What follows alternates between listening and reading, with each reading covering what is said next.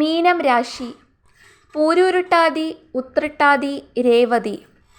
ജീവിതത്തിൻ്റെ ഗതിയെ തന്നെ മാറ്റിമറിക്കാൻ പര്യാപ്തമായ സുപ്രധാന മാറ്റങ്ങൾക്കും അപ്രതീക്ഷിത നേട്ടങ്ങൾക്കും 2026 വിഷുക്കാലം മീനം രാശിക്കാർക്ക് സാക്ഷ്യം വഹിക്കാനുള്ള അവസരമൊരുക്കും. സാമ്പത്തികമായും സാമൂഹികമായും വലിയ മുന്നേറ്റങ്ങൾ ഈ വർഷം പ്രതീക്ഷിക്കാം. എങ്കിലും ഗ്രഹനിലയിലെ മാറ്റങ്ങൾക്കനുസരിച്ച് ചില കടുത്ത തീരുമാനങ്ങൾ എടുക്കേണ്ടി വരുന്ന ഒരു കാലം കൂടിയാണിത്. വർഷങ്ങൾക്ക് മുമ്പ് വാങ്ങിയിട്ടിരുന്ന ഭൂമിക്ക് അപ്രതീക്ഷിതമായി വലിയ വില ലഭിക്കും. അത് വിൽക്കുന്നതിലൂടെ വലിയൊരു തുക കൈവശം വന്നുചേരാൻ ഈ കാലയളവ് സഹായിക്കും. സ്വന്തം ആശയങ്ങളും മറ്റുള്ളവരുടെ സാമ്പത്തിക നിക്ഷേപങ്ങളും സംയോജിപ്പിച്ചുകൊണ്ട് പുതിയ ബിസിനസ്സുകൾ തുടങ്ങാൻ സാധിക്കും. ഇത് വലിയ വിജയത്തിലേക്ക് നയിക്കും.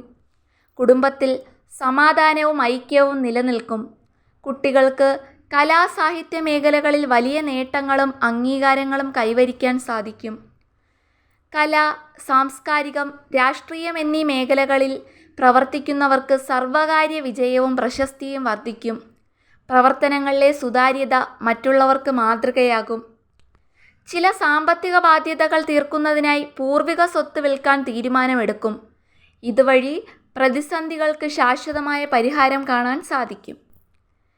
ഇനി ശ്രദ്ധിക്കേണ്ട കാര്യങ്ങളെന്ന് പറയുന്നത്, 7ര ശനിയുടെ മധ്യഘട്ടമായ ജന്മശനി, അതായത് 1ാം ഭാവത്തിലെ ശനി നിലനിൽക്കുന്നതിനാൽ അതീവ ജാഗ്രത പാലിക്കേണ്ടതുണ്ട്. യാതൊരു കാരണവുമില്ലാതെ ബന്ധുക്കളും നിങ്ങളെ സഹായിച്ചവരും ശത്രുക്കളായി മാറാൻ സാധ്യതയുണ്ട്. അതിനാൽ ഇടപഴകുമ്പോൾ മിതത്വം പാലിക്കുക. ആർക്കും പണം കടം കൊടുക്കുന്നതോ ജാമ്യം നിൽക്കുന്നതോ ഈ കാലയളവിൽ അത്യന്തം അപകടകരമാണ്. അത് വലിയ സാമ്പത്തിക നഷ്ടത്തിലേക്കും നിയമക്കുരുക്കുകളിലേക്കും നയിച്ചേക്കാം. ജോലിയിൽ ഉത്തരവാദിത്തങ്ങൾ വർദ്ധിക്കും. രാപ്പകൽ കഠിനാധ്വാനം ചെയ്താലേ ജോലികൾ സമയത്തിന് തീർക്കാൻ സാധിക്കൂ. ഇതോടൊപ്പം യാത്രാക്ലേശവും വർദ്ധിക്കാനിടയുണ്ട്. വിദ്യാർത്ഥികൾക്ക് പഠനകാര്യങ്ങളിൽ മാതാപിതാക്കളുടെ നിർദ്ദേശങ്ങൾ പൂർണ്ണ മനസ്സോടെയെങ്കിലും സ്വീകരിക്കേണ്ടി വരും.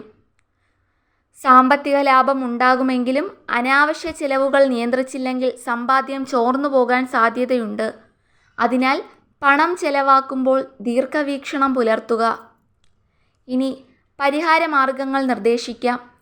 ജന്മശനിയുടെ പ്രതികൂല സ്വാധീനം മൂലമുണ്ടാകുന്ന ശാരീരിക ക്ലേശങ്ങളും ശത്രുദോഷങ്ങളും ലഘൂകരിക്കാൻ കൃത്യമായ ജാതക നിരൂപണം നടത്തി പരിഹാരം കാണുന്നത് ഉചിതമായിരിക്കും. സാമ്പത്തിക ഇടപാടുകളിലെ തടസ്സങ്ങൾ മാറാനും തൊഴിൽ രംഗത്തെ അമിതഭാരം കുറയ്ക്കാനും ആവശ്യമായ വഴിപാടുകളും പ്രാർത്ഥനകളും അനുഷ്ഠിക്കുക. മുൻപേ തന്നെ ഈശ്വരഭജനവും ദോഷപരിഹാരങ്ങളും ശീലമാക്കിയവർക്ക് ഈ കാലഘട്ടത്തിലെ വെല്ലുവിളികളെ ധൈര്യപൂർവ്വം നേരിടാം. കഠിനാധ്വാനവും കൃത്യമായ പ്ലാനിങ്ങും ഉണ്ടെങ്കിൽ ഈ വിഷുക്കാലം അത്ഭുതകരമായ നേട്ടങ്ങളുടേതാക്കി മാറ്റാൻ സാധിക്കും.